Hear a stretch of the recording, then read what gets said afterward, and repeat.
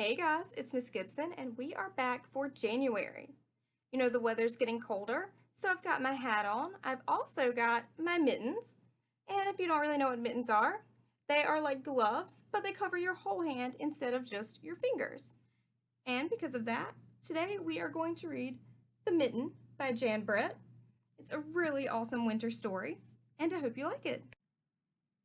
Once there was a boy named Nicky who wanted his new mittens made from wool as white as snow. At first, his grandmother, Baba, did not want to knit white mittens. "If you drop one in the snow," she warned, "you'll never find it." But Nicky wanted snow white mittens, and finally Baba made them. After she finished, she said, "When you come home, first I will look to see if you are safe and sound. But then I will look to see if you still have your snow white mittens." So off Nicky went, and it wasn't long until one of his new mittens dropped in the snow and was left behind. A mole, tired from tunneling along, discovered the mitten and burrowed inside. It was cozy and warm and just the right size, so he decided to stay. A snowshoe rabbit came hopping by. He stopped for a moment to admire his winter coat.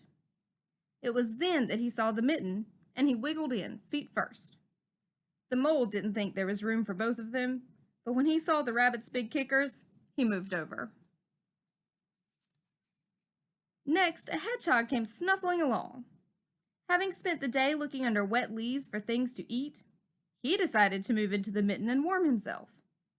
The mole and the rabbit were bumped and jostled, but not being ones to argue with someone covered with prickles, they made room. As soon as the hedgehog disappeared into the mitten, a big owl, attracted by the commotion, swooped down. When he decided to move in also, the mole, the rabbit, and the hedgehog grumbled. But when they saw the owl's glinty talons, they quickly let him in. Up through the snow appeared a badger. He eyed the mitten and began to climb in.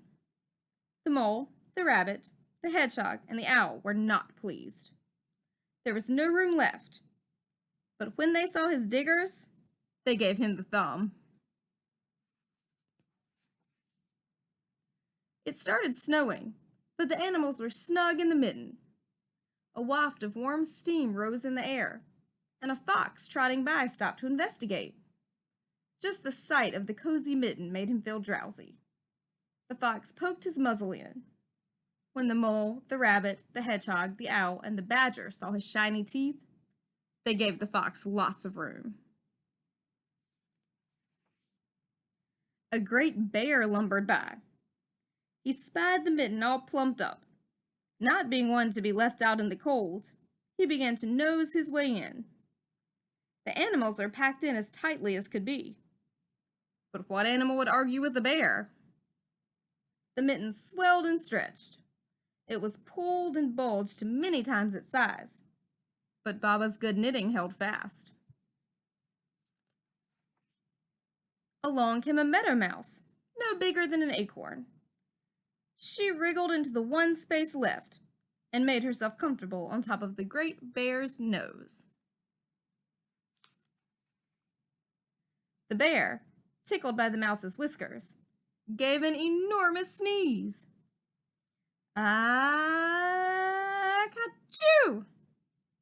The force of the sneeze shot the mitten up into the sky and scattered the animals in all directions. On his way home, Nicky saw a white shape in the distance. It was the lost mitten silhouetted against the blue sky. As he ran to catch his snow-white mitten, he saw Baba's face in the window. First, she looked to see if he was safe and sound, and then she saw that he still had his new mittens.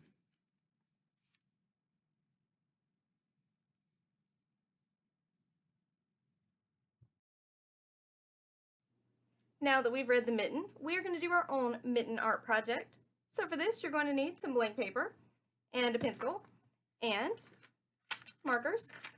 or crayons. Let's get started. Now that we've read the mitten, we're going to draw our very own mitten. So to do this, we're going to start by putting our hand in the middle of our paper. You're going to put your fingers together, because remember, the mitten looks like the shape of your hand, but without your fingers. So we're not going to directly trace our hand. We're just going to go around our fingers because we want to make a mitten shape. So you're going to stop about when you get to your wrist, because we are going to make a cuff for our mitten. We're going to draw a rounded rectangle for the cuff on our mitten. And then we're just going to, if we didn't quite extend far enough, or if we extended our lines a little too far like I did, we're just going to erase a little and touch up. And we have our mitten shape. If you remember, Nikki's mittens were snow white. So if you want snow white mittens like Nikki's, that's all we're doing. But I don't want snow white mittens. So I'm going to draw some lines on my cuff to make it look kind of like it was knitted or made out of sweater.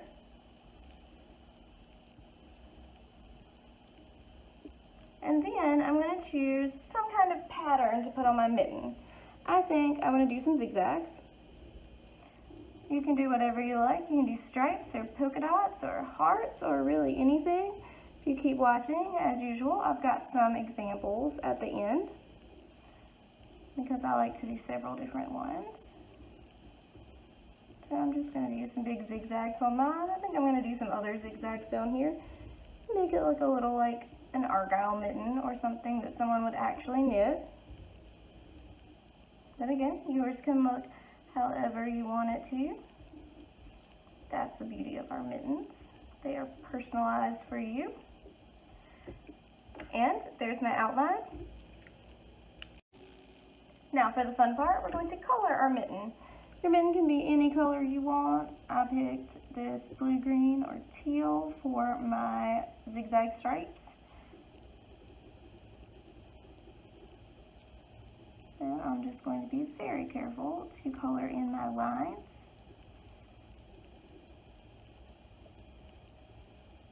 Again, you can use crayons or markers or colored pencils or whatever you have handy. I'm just using crayons because I think they color nicely. But again, if you watch until the end, I'll have some examples in different mediums, and you can see how they'll look.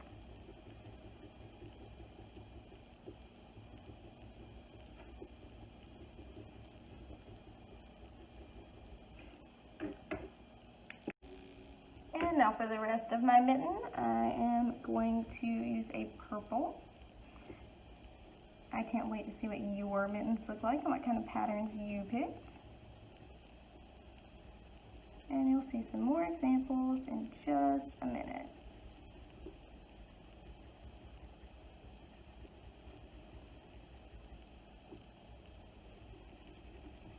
This is your mitten, and it can look however you want it to.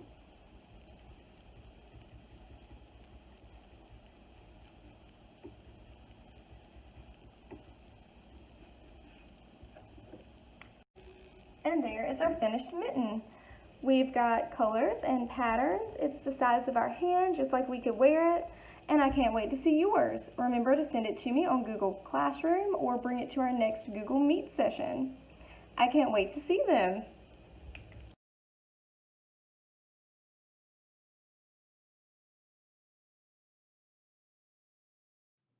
I hope you enjoyed the mitten by Jan Brett. But now we're going to do a little experiment. I've got my mittens, and we're going to see how many animals can fit into it. So first I have an elephant. Let's see. My elephant fits in it. Great. Now I've got a hippo. Okay, so far so good. Then I have a little dog. Okay, we still have a little space. That's 3 animals. Now we know in our story we have 8. So animal number 4 is a hedgehog. Things are getting a little tight in there. So the yellow dog. So animal number 5. I think if I stuff it a little, it might fit. I have a jellyfish. Animal number 6. Okay. Still working a little. have a rabbit for animal number 7. There was one of those in our story. Okay, let's see if I can get an 8th one. I have a bear. All right, things are a little tight, but I think we did it.